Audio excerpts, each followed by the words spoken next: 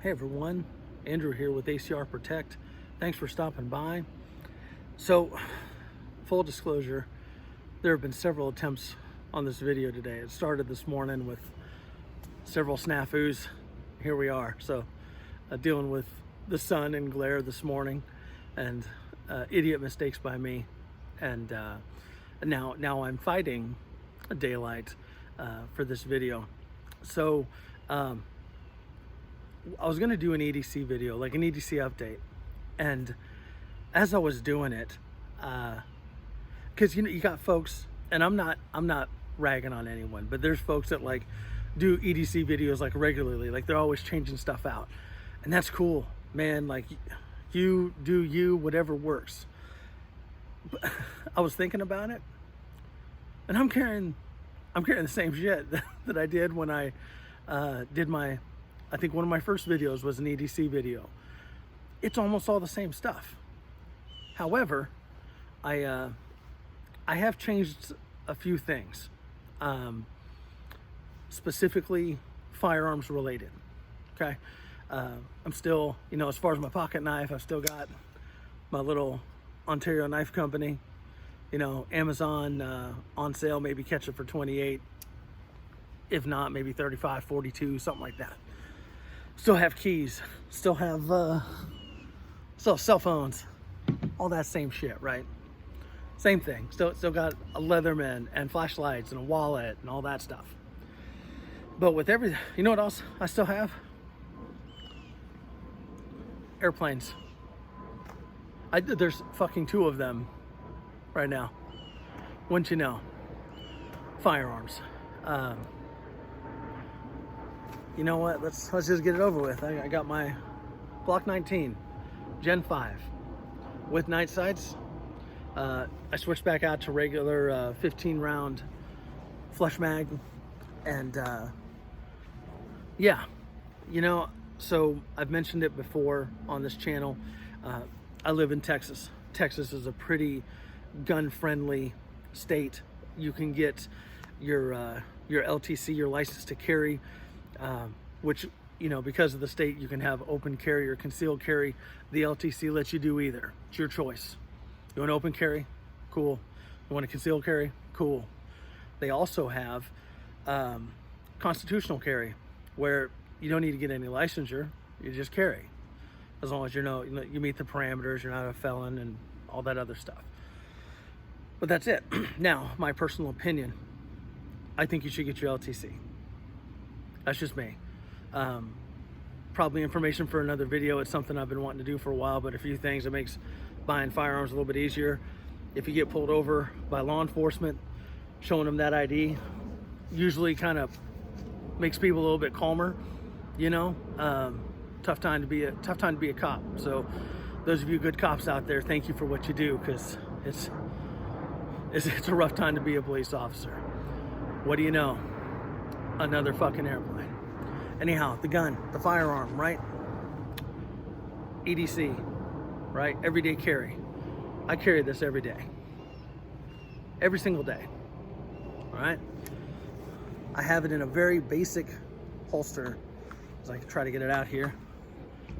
Yeah, it's loaded because I'm fucking carrying it, right? This is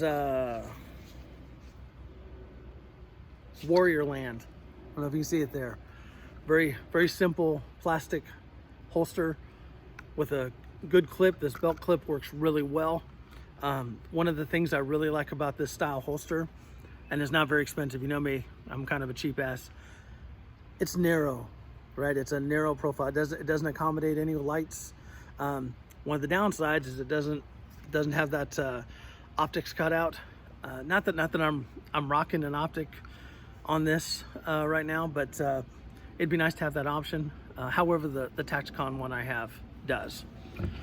So I've got that. I've got my pistol, and I have my concealed handgun license, my license to carry, and we've got, yes, another airplane. What I really wanted to focus on with this video is, I'm coming back to license to carry, carrying your firearm. You should be carrying your firearm. in my environment, I'm in suburbia just outside Houston. This, I keep putting it away and pulling it back out. This is my primary carry. All right. Now, if you're on the battlefield, your primary weapon is your rifle or whatever you're issued. Here in town, most of the time, the thing that you're carrying is your handgun. I'm not saying don't carry a rifle. The mosquitoes are coming out. I sure brought my fucking thermocell over here. But that's your primary gun, right? That's, going around town, going in and out of businesses and stores and stuff. That's what you're going to be doing, okay? Ammo and mags, all right? I recently did I say recently, probably a couple months ago, I did a video on how many mags should you carry? How much ammo should you carry? All right. This is where I did make a change. Okay. I am still rocking my Magpul Glock mag, 27 round mag. Yeah, it sticks a long way out of that pistol, but it also gives me 27 rounds, right?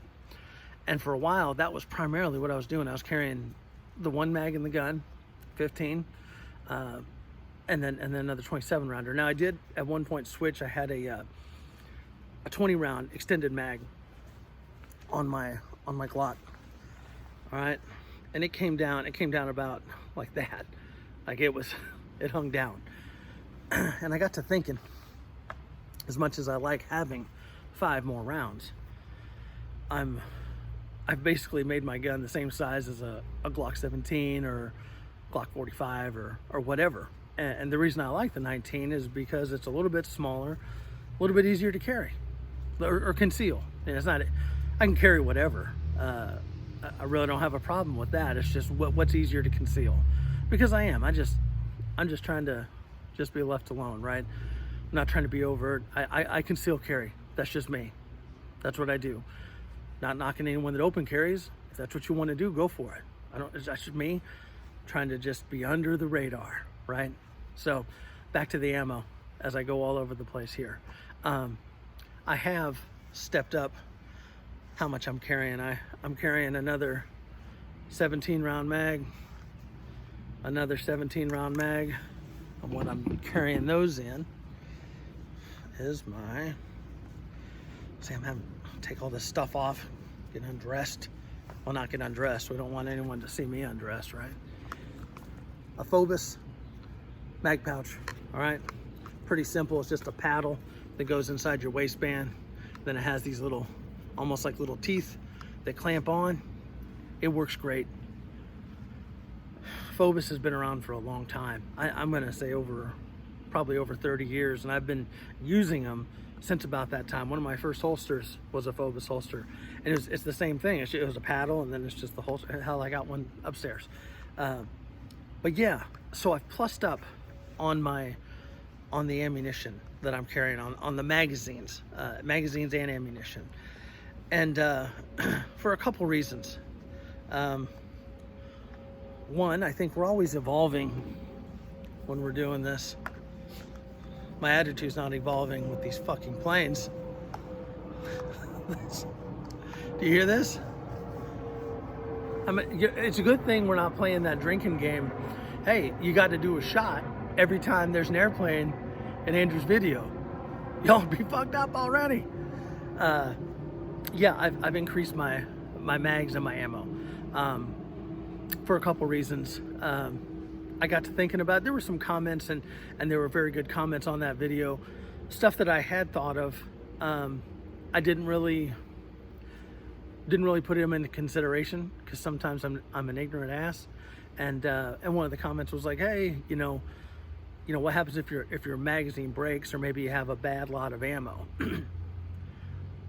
That's a real problem, right? You got your pistol out, bang, click, tap, rack, squeeze, doing that a couple times. Oh shit, got to change the mag, pop a new one in. All right, if you only have one mag,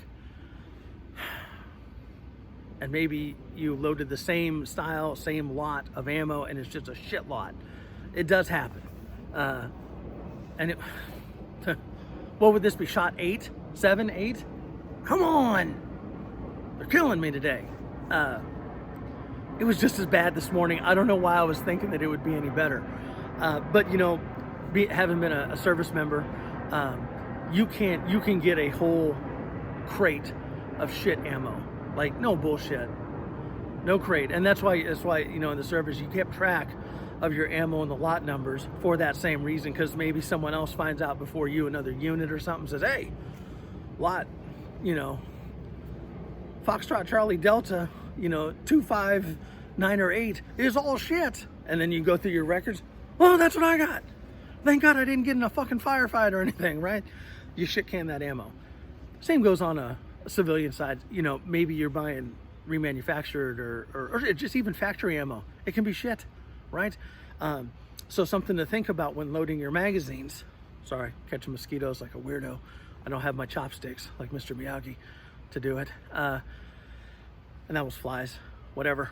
But having different ammo, being mindful of that. Just take a second. If you go buy, you know, you go to Academy or something like that, or maybe you're buying in bulk or something, especially for your personal protection ammo, right? Check, maybe do a couple different brands. You know, I'm not going to say they're all the same, but in a way they're all the same. They, you know, a jacketed hollow point is just going to make a bigger hole, right? That's what you're trying to do. Whether you're using Spirit Gold Dot or Hornady Critical Defense, whatever, but maybe switch them out. Just for those reasons. That way, if that you get that bad batch in that mag, boom, you pop that mag out, you pop a new one in, you have a little more confidence. Shot 9.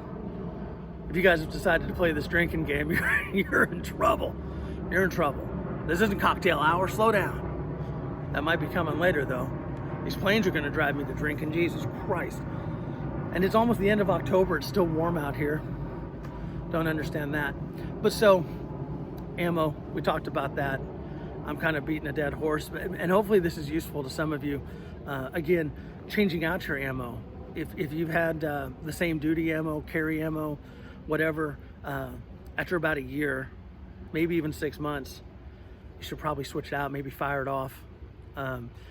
Change out your mags, you know, exercise the springs in the mags, you know, give them a break, switch them out. Sometimes some people feel you need to do that, some don't. I'm kind of hit or miss. It kind of depends on the mag, on the quality of the mag. That's just me. Anyhow, that's what I'm talking about with this video. Your firearm and carrying it. There's some weird shit going on right now. Not that there hasn't been. I mean, there's always evil. There's always some bad guy that wants something that you have or somebody else has. You know, there's people stealing cars at the gas station, or robbing convenience stores, or, you know, breaking into your house. You know, people are doing bad shit. And I've talked about this channel, another channel before, Active Self-Protection. Another good channel that has some good examples of why you should carry, and some lessons learned on those events, whether they are favorable for the good guy or not, because sometimes that happens. Sometimes the good guys don't win, right? And he kind of points that out with people that don't have a way to protect themselves. And I get, like, I probably should have put this little disclaimer at the beginning. You should follow all your local, state, and federal laws. Like I said in the beginning, I'm in Texas. I've got a lot of liberties when it comes to guns here. Some of you in other states, not so much. A couple of you knew who I'm talking about, right? So we've had these conversations before. You're always welcome to move down here. Just saying, you know, it shouldn't be so damn hard to protect yourself, to be able to, but you should do what you can. Okay. So for me, my concealed handgun is really my primary weapon. And I know you got all the preppers and the Minutemen and everything else. I'm not trying to ruffle feathers. I get I get that the little catchphrase here, you just have a handgun to get to your long gun. Is this a force multiplier? Fuck yeah, man. What if I'm having to go into a gunfight? Would I rather have this than my handgun? Yeah, but right now, like even though I could walk around with this, I could sling this. I can walk around. I don't have a sling on it. I've ordered one. Calm down. All right, got a sling and I got a light going for it. You can walk around in Texas with one of those. Several other states. You know what else is going to happen if you're walking in downtown Houston or some suburb with that? You're going to get attention.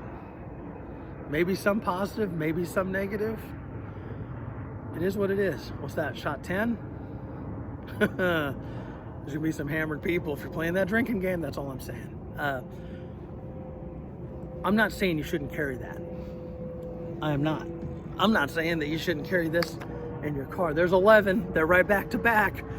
Oh, I hope you're drinking some wussy booze and not drinking like shots of whiskey. You can keep these in your truck or in a bag or something. Maybe that's how you do it. Or, you know, sorry, I keep going out of view here. Maybe you're doing a shotgun. Maybe doing 12 gauge, right? Long gun, right? That's what we're talking about. More practical for your vehicle, in my opinion. But then it comes to a few more factors. Me, for example, I have a mid-size truck. I have a Colorado quad cab. All right, I've got the rear seat, can lift up, and you can put stuff in there. You know what you can't fit in there? You can't fit that 16-inch rifle in there put together. You have to unpin it, put it in there in two parts. Oh, guess what else you have to carry if you're carrying a long gun? Ammunition. So maybe you got like a chest rig, right, with some mags. You know, we did the chest rig with the shotgun. You know, maybe you don't do a chest rig. Maybe you just do 2 or 3 mags. It's a hell of a lot easier to carry 2 or 3 AR mags, right? Put one in the gun, put one in each pocket. 90 rounds. Go handle your business if that's what needs to happen, right? But that's what I'm having to do. So let's take that scenario. Let's say I'm traveling somewhere, but the whole family went out, ran some errands, right? There's 4 of us. Shot 12. This is more than it was this morning. Just saying.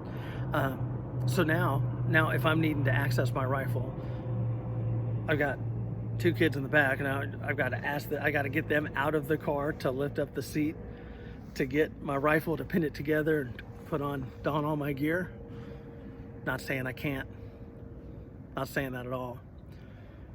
Saying maybe it might be faster for me just to draw this, or use my multi-ton vehicle, run your ass over. So some considerations. Maybe you have a big SUV and you have like a lockbox where you can put that, you know, full-size rifle or shotgun or both, have a party all back there and ready to go. That's great. Or a car or something. But if you have other people in your vehicle, you need to be mindful of that. I don't know if I'd want to have all that stuff easily accessible for anybody, right? I'd maybe want it concealed. And I'd also want to come back to the training aspect. If you're going to do that, you know, if you're going to carry a long gun in your vehicle, you need to be thinking about the training that goes along with that and the auxiliary equipment. Like I said, the chest rigs, or maybe you're running a battle belt or war belt or duty belt or whatever the hot term is, right? What is your plan to access your gun? What do you have to do to get to it, right? What is your mission to begin with? Like for me, the reason I carry it's not to be, John Wick, John Rambo, John McClane, a lot of badass Johns. Just saying, right? A lot of action heroes named John. I'm not that, right? I'm just trying to be left alone. And there's a viewer that knows exactly what I'm talking about, because we were talking about this the other day. That's my goal. Like I just want to be left alone. just don't bother me. You know, I'm not looking for a fight. I'm not, you know, not part of Fight Club, not doing any of that. Not just if I do something that offends you, I assure you I'm sorry. Like that's one of those, like I'm not overtly going out trying to be a dick, you know, going to the grocery store and ramming my fucking card into your card or something. I'm not doing that. And so if I bump into you, it's an accident. I have no problem saying, man, my bad, I'm so sorry, excuse me, pardon me. I do that all the time. You know, this isn't this whole gun thing and having a weapon is not about being some badass, some dick measuring contest. It's not about that. No, it's about personal protection, all right? And once you strap one of those on, you have some responsibilities, right? You really do. God, what is this shot? I've lost 13, 14. Jesus. You have some responsibilities. Mine are to make it home to my family, and if my family's out, to get all of us out safely. That's my goal. That's my mission. I don't want anything to happen. No, I don't. That's not. I'm not that guy. I'm not that guy saying, "Oh, I really hope some bad shit happens." No, I fucking don't want anything to happen. I don't want to happen anything to me, to my family, to you. I don't. I carry this in the event that I need it. That's it.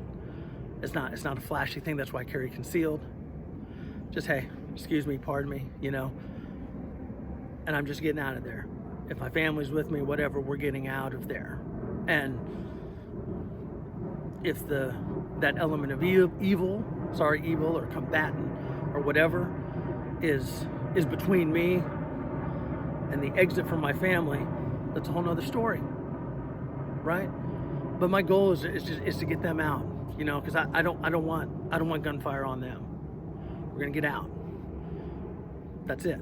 Now, once we get to the parking lot and everyone's safe, you know, and again, I'm not some badass, but you know, if there's a law enforcement officer that arrives or something like that, and their SOP is, hey, I gotta have another person to go in. I don't even think they train that anymore. I know it used to be for a long time too. Once you have two, boom, you go for an active shooter.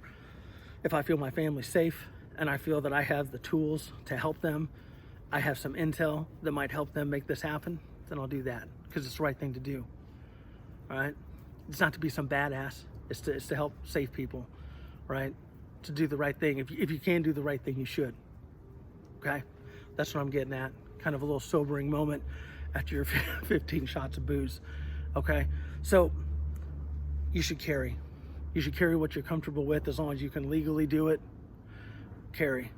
And just think about your applications. Again, for me, my sidearm is primarily my primary weapon. If I have a long gun with me that I can get to, yeah. But you know, it's one of those.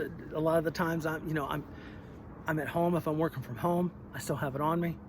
If I'm running at the grocery store, if I'm out in the field with work or something like that, have it on me. Obviously, I'm driving to some place. If I do have a long gun with me, I'm not saying I do every time. Sometimes I do. Sometimes I do. These mosquitoes are eating my ass up. But what is the time frame to get to that? Like if my, you know, maybe it's not practical. Maybe you should just carry, you know, another handgun. Or this is gonna ruffle some feathers here. You know would be my choice for my truck gun, like a 10.5 AR pistol. But those that know what's currently going on with that, that's not really an option right now. So it is what it is, right? It is what it is. I get it. I think they have their place, and I think if you want to carry that, you should. Okay, train with it. Train your practices on accessing it. It's not just, oh yeah, I'm really proficient with my rifle. Awesome. That is great. How proficient are you with your rifle when it's unpinned and in a bag in the back of your car? What does that training time look like for you to get to that? Some food for thought. Okay, so kind of a jacked up EDC video. I don't even know if we're going to call it an EDC video. Maybe it's everyday carry. Like I said, I carry this every day. So there's some weird shit going on. That's what I'm saying. And I want everyone to be safe. I want you to protect yourselves and protect your family, those that you care about, you know, stay out of shit situations. But sometimes it's just shitty where you're at. And so when you're in those moments, if you have some protection, it makes a difference. Okay? That's all I got. I got this video, a metric fuck ton of airplanes. There's another one going over right now. You hear it? Of course you do. So, my best to you and your families. Take care. We'll catch you next time. We'll see you.